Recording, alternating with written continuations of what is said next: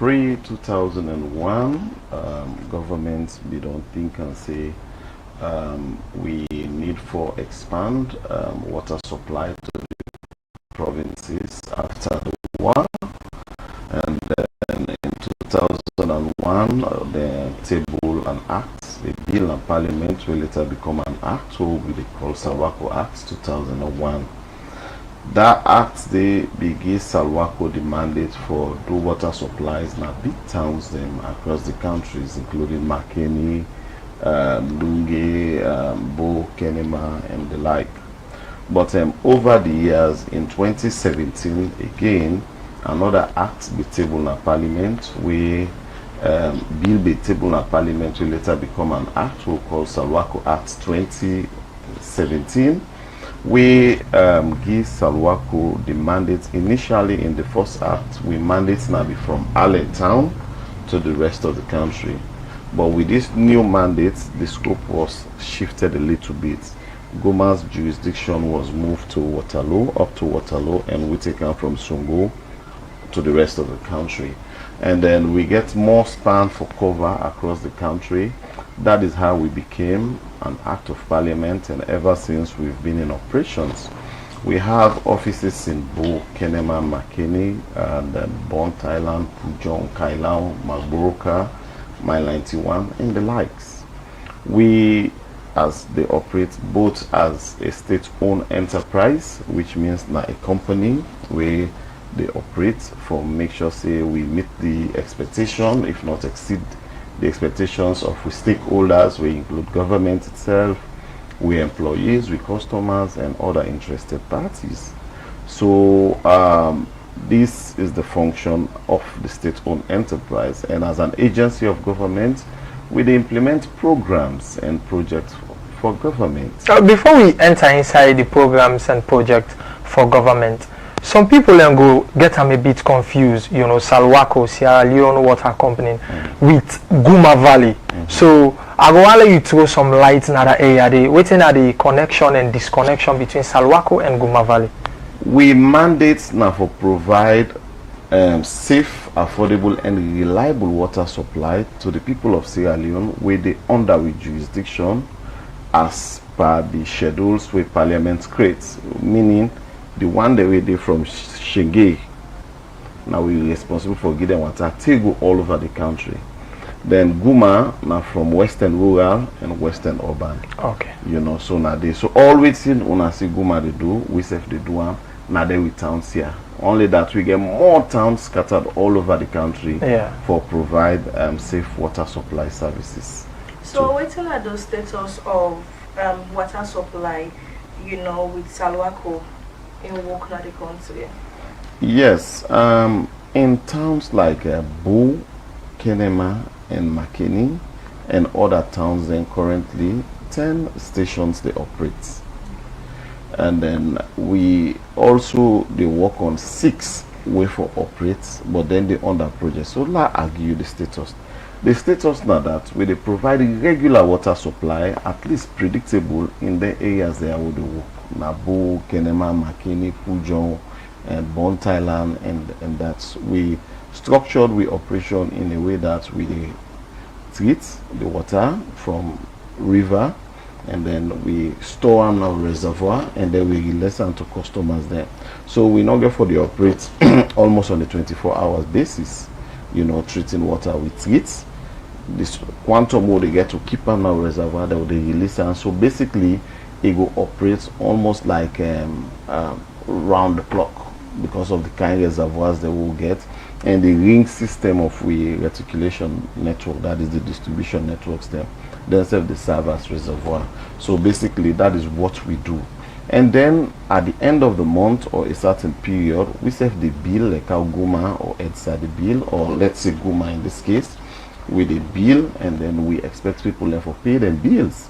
So now that money then they will use for do further treatments and the maintenance, what we call operations and maintenance, and continue for operate. But in a situation where in one go say una yon water na boreholes, they say for drink, then Guma they yon we all know for sale like a natural base and everything. So in a situation where that like that, how reliable me go be for drink salwako then your water just from the bottle like that?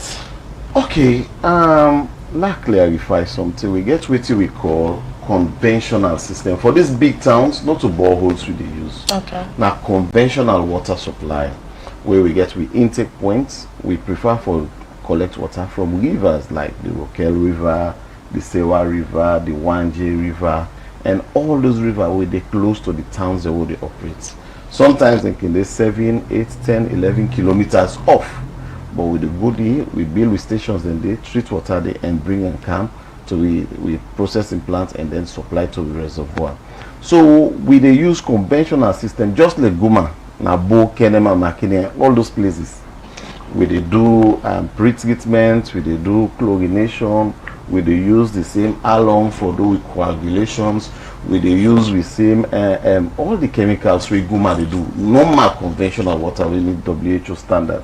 So not to borehole. We they use borehole as an emerging technology for service side the way the conventional systems are not there. That now them villages, then those communities, and the perception about safety. Borehole water is believed, we'll call underground water is believed to be the safest. Yeah. It requires little or minimal treatment once you harvest them right. Once you're able to do testing, you look for heavy metals, you're able for treat some alpha column, fecal coliform, those things, then it's one of the safest you can get. We see inside this month on do a 1 week nationwide stakeholder engagement on the Saudi program for drilling and also wells. You can tell people about that. Yes, Saudi, the 100 solar powered boreholes project with Saudi government support with through the Saudi Fund for Development. Now one of the many projects with Salwako they do for make sure say we increase access to water supply for help this country and government achieve the aspiration within the medium-term development plan, and also the aspiration we'll get for the SDG 6. So borehole, for instance, the Saudi in this case provide we support of 5 million United States dollars to the people of this country for give their water supply. Interestingly, this money not come to we. The Saudi government, like any other countries or donor, get ways out in the structure their own funding. So this then they select their own contractors, their own consultants. All waiting we they do now for make sure say we help in the design of waiting at the facilities they all want.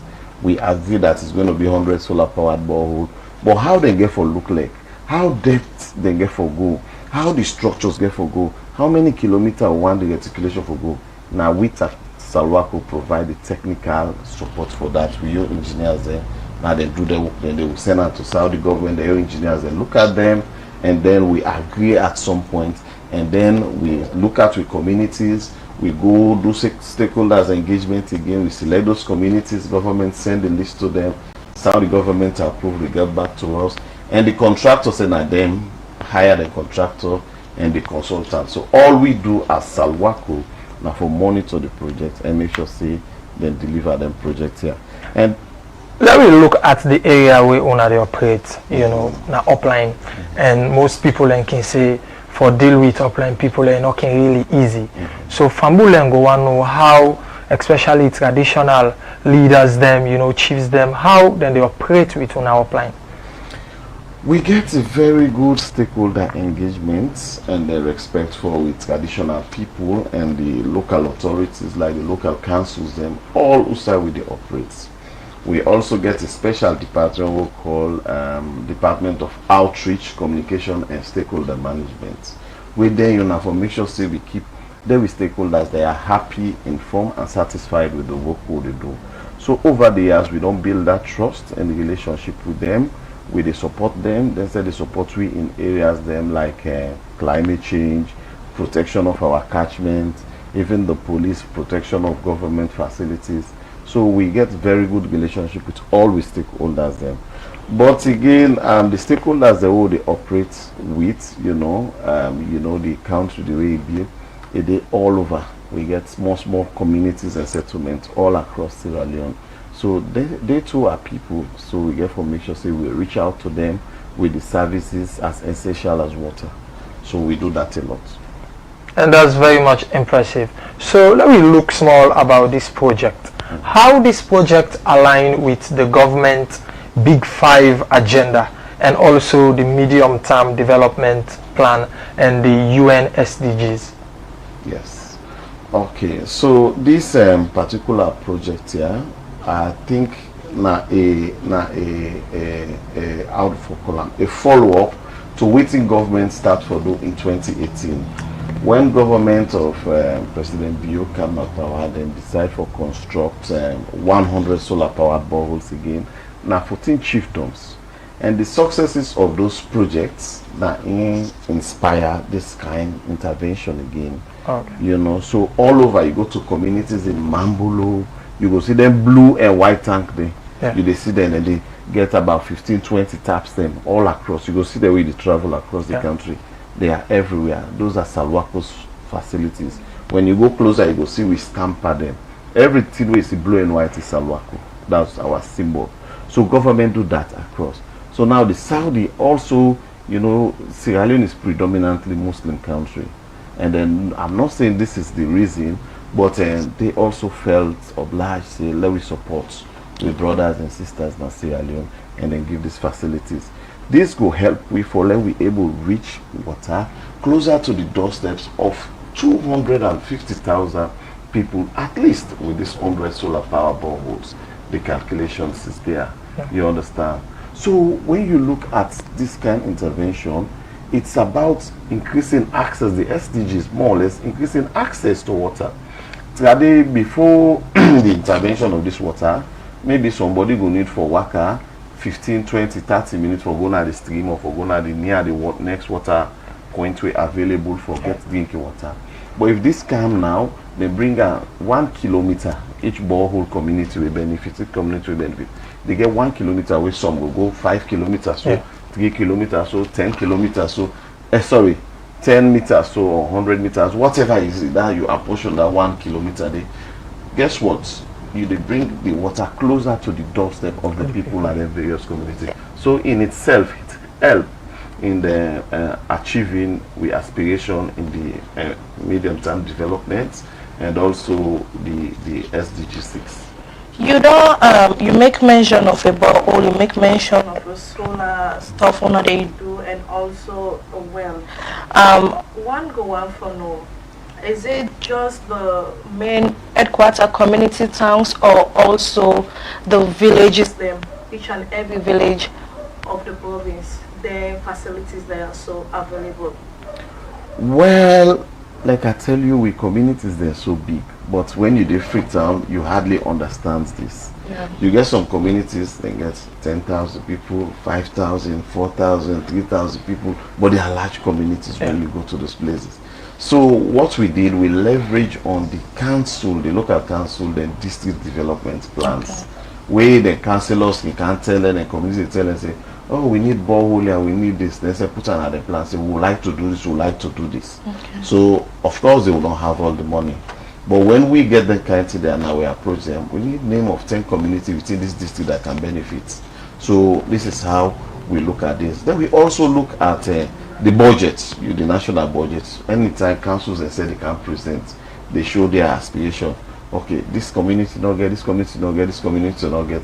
They look at the statistics reports. Whose communities are most deprived. So through that rational process, we're able to identify communities that are much in need of the facilities. So not only like based on we share them based on the needs and the people that are much in need of the services and facilities. So what are some of the challenges there where owner they go through presently, and also also you live, also Salwako be left before you take in, and waiting now the activities and the work that we don't do so far? Okay, we Young Management, myself and Engineer Vandy, took over in 2020. We come in August. So I've done the post almost 5 years now. And then at the time where we come in, most of the facilities we need them broken down. And then at the time what we come with, we with a battle with projects, one of which now this 100 solar powered boreholes, 4 towns project, the 6 towns project, all be there in the, maybe some be there in a shelf, some be there in disarray. Okay. So you needed that leadership for make sure, so you take them project and from just a mere thought to actual projects running and then become services to the people later. So that we did. We make sure, say, burnt water supply, we pick them up from outside, we meet the one that we start on, and then we're able to restore water supply in a burnt island after 44 years. Okay, then we come again, we realize that some communities, the way people learn before we be the impost before they don't work on some projects. So we look at the 6 towns project we get for bring water na Moyamba, na Pujong, na Kailangu. Then you look at Dana Trina, the southeast. Then you look at the northwest. We get Cambia, we now have a very big community or township. You look at Kabbalah, this is not a place where nobody get water. They close to 1 month now. In about 1 month, we can actually restore water supply na Kabbalah. And then Magburuka. These are big towns. So 3 in the northwest, 3 in the southeast. This is all about governance, all about politics, how you allocate national resources so that everybody feels, say, you get some portion. That's politics, you know, who gets what, when, and what impact does it make to society. So 3 go northwest, 3 go southeast. So those projects, they're in advanced stages. Okay. You know, Kailan is almost completed, and then so we also meet another project then called Blama Bandawa in Small Boat Chiefdom. We take that one day again, we run with them, it is 95% completed. In the just a month to complete when funds are available. So there are projects here and there are the 4 towns. We meet around the communication and an idea laid on at the shelf. Nobody was looking at it. We pick up that project, write to the Indian Exim Bank.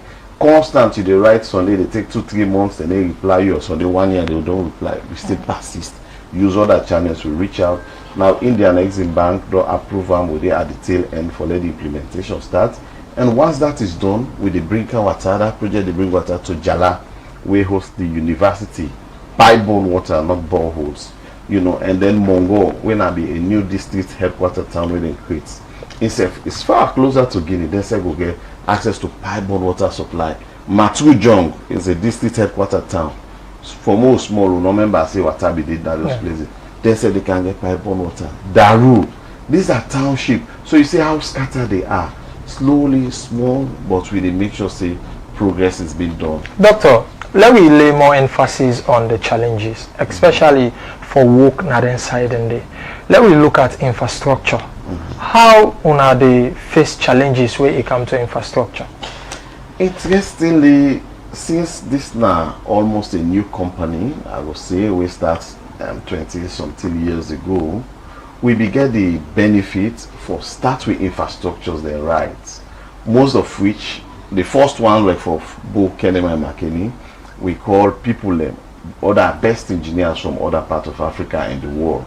We can design and help we build those ones. But now we don't have capacitate we own locals there now.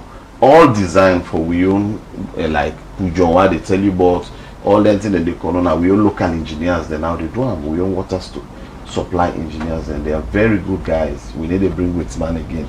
So that is one thing. So for Bo Kenema, we bill where it gets design horizon of up to 40 years. So no matter how these 3 communities go, Bo, Kenema and McKinney, the facilities that are there able for expand from mission up to the next 40 years. It's just you just a plug in, you expand.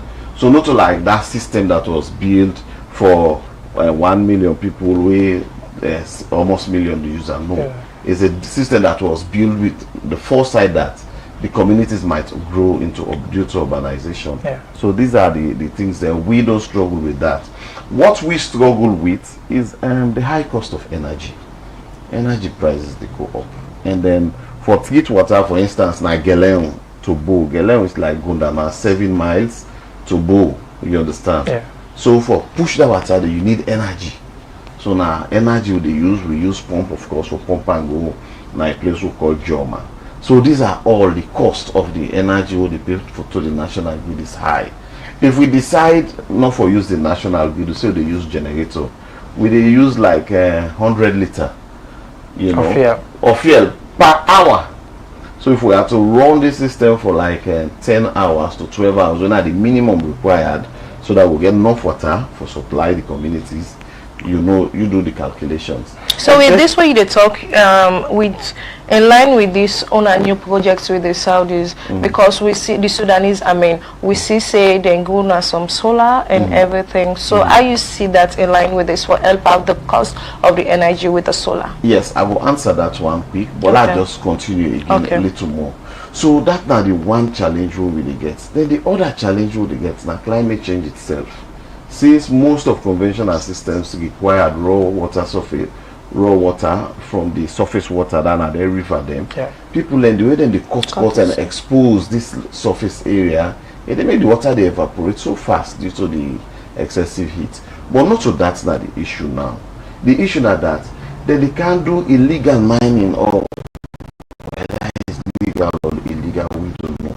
So closer to a catchment, and then till the day they make the water so dirty, so choppy that it requires more expertise, it requires more time, it requires more chemical for treat the water now itself, for now get into that clean sparkling water that is safe for drinking. So more work and more attention, of course, you know. So these are the things. Then people also for pay the water bill on their side, and they will understand say the people in the provinces are not as economically stronger like the ones in Freetown, you know, but and the cost at which, because of the low-lying nature of the provincial area, we're not getting too much mountain, that we use gravity, so we get for use more mechanical way for transport this water.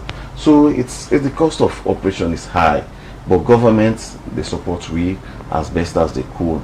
Then the other thing that is bugging water supply is the tariff, the water tariff, where we are allowed for sell 1 cubic meter of water for 15 leons. For explain to viewers now that you sabi that 1,000 liter water tank. Yes. Now we call 1 cubic meter water. Okay. So we don't use all the expertise, this quality of engineer, this chemical, this energy. Government through the Salone electricity water regulation, waiting they approve for we now 15 leons, 1,000 liter water. 15 I am approved for seller for 15 leons. So it's difficult to operate under those circumstances. So these are the challenges. But again, you can understand government thinking, because even for like people paying now, this 15 years back is a trouble. Exactly. So if you keep raising it, you know, you're creating more problems. So with the operate, that's why the government, the cushion and support we a lot, you know, when it comes to subvention and things like that. Then coming to the Saudi borehole, I will start by looking at the 6 towns. So when we redesign this project like 3 towns, not to we leadership designer we meet her, we are running with it because we think it's good. You know, the one the way we do, when I for then 6 towns, Cambia, my broker, Pujon, now solar renewable energy now they use, where they make the cost of operation go way down, and then also get the potential for operate 24 hours within those communities. So those are the benefits. And then this solar powered also, where they use the most recent systems available, where they make so automatic. You know, the solar they operate, they synchronize with the pump, and once the number of water at the level will determine reach, the thing will shut down for itself, and once it go down below the minimum level, the thing will pick up again. So it will need little or no human intervention, but you will still need community attention for watch the facilities. We actually want to try for highlight each and every challenges that we on the face, because definitely we get for look at solution to then challenges then they. So since they do such big operation now the provinces, people and go they worry say might get issue with staffing problem. You get for look at office spaces, then also you get to look at the supervision of the whole project itself. So how they cope with all and staffing is a big challenge. Operations like this magnitude, you need probably 300 to 300 staff, at least 350 staff for run this operation. But as it is, Salwaco, we have about 100 and something staff. So most people multitask. We multitask, you know. For instance, one man running several operations. And then the reason is simple, because it's difficult to get staff approved to go into the system, and the wages is low, you understand. With all this Salwaco or water supply operation or utility management is one of the most complex, in my thinking, in Sierra Leone, one of the most complex, because you're not only struggling to build the facilities, but when you build it now, the consistent monitoring operation, you get to look at water standard, you get to look at quality, you get to look at water pressure. That is, you know, when sometimes when at the open pump, you see they drop small, you know, glad with that. We call it water pressure. So you get to monitor that things. So it's a constant work. You are constantly working. Now that make you hardly see water supply people like me, then on social media or TV, they all over the place. So maybe this, I do this now, maybe after 1 or 2 years, now be last to the last interview, you know, because you are either pursuing something or something is pursuing you. So constantly they will call you say my broker, because of the turbidity of the water. You get for before we put one pump na my broker, it will run for 3 years. Now when you put one, it go run maybe 2-3 months, it break down again. You see how climate change they affect. So staffing is a big issue that we are grappling with. We look forward for support for make sure. Then we need staffing for collect the revenues. You know, we don't do innovative ways. We don't get we own apps there now, where we don't partner with Orange Money and the banks there, so people can pay their water bills from the comfort of their homes or anywhere. So we save not sit down, we dynamic, they try for dance according to the trend, you know, of the music that is playing. So we're doing a lot, but then staffing is a challenge. And then that's not only the challenge about staffing, you go attract the staff. But when the staff come, because of the low level of salaries that operate in the water sector, then they go back. Then they go most times to sister agencies, go to NGOs. You lose those staff. After you don't train how to operate a system, then you get better job that pays him 2 or 3 times. Why not? You know, why not? Some of us are imposed because we love this country. But when you look at my pedigree, you look at my experience and exposure, and the urge way some of we they get, Liberia they draw you here, Nigeria they draw you, big institution. Today I'm a certified fraud examiner. If I leave for the US, I go and work for the FBI state. Yeah, like that. So, but if you leave all of that, you're putting the work into your country. It can only be love. It can only be that, you see, and love for the country. Well, Fambul, we dey talk about Sierra Leone Water Company, we wanna know as Salwaco, and the good work we they do in this country. Let me go for a short break. When we come, we will continue the program. Coffee Korea's Freetown. 100% Robusta coffee, proudly made in Sierra Leone. We offer hot coffee bags, green coffee, cocoa powder size, 100 gram. Our coffee beans are grown and harvested in Kono and Kenema in the east of Sierra Leone, roasted and packaged in Freetown by our friendly team. About us, we provide ready, available and affordable coffee bags to the market. We do free coffee tasting and delivery service.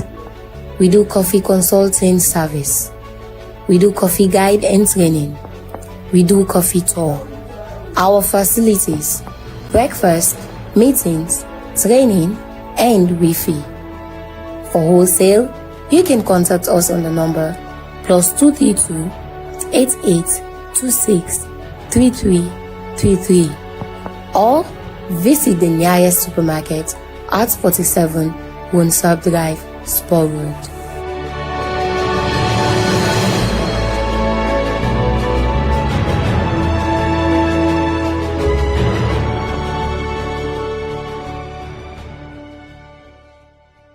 Introducing the AMAZE TV app.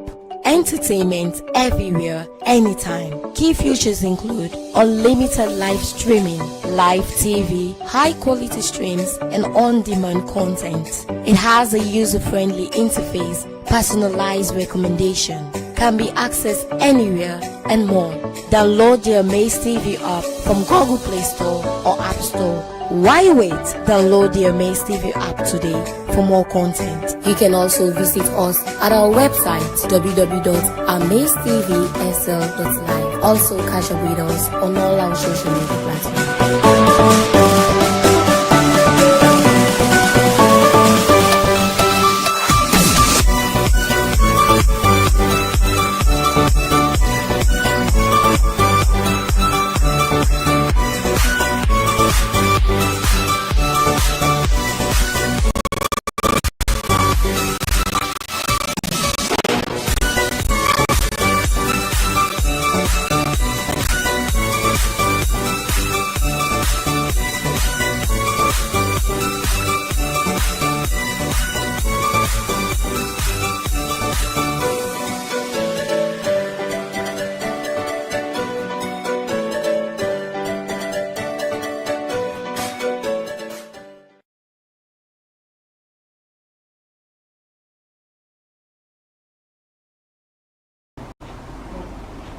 family them not forget to say the program we una dey watch na Focus Salone where they can to una na AMAZE TV channel 32, and we get na the studio Apostle Dr. Albert Harrison Harvey from Salwaco. We can tell we about the work them where Salwaco did do so far na Salone, and it will continue for tell we about the monitoring system and also the success stories them so far. Well, Fambul, don't forget say for let this program they meet you every day. Now because we dey get sponsored by Coffee Korea, the #1 coffee in a salon, the best. Make sure say you purchase your own, make them your #1 plug, and you not go regret. And indeed, Coffee Korea not the best. They get energy. When you drink this in the morning, if you wake with cold self or you wake lazy body as you drink and so the kind of energy what you they get, you self no go believe. And then all the supermarkets shop them and marketplace them now the country for sale. Sheila, now time for we look at the solution of all them problems there we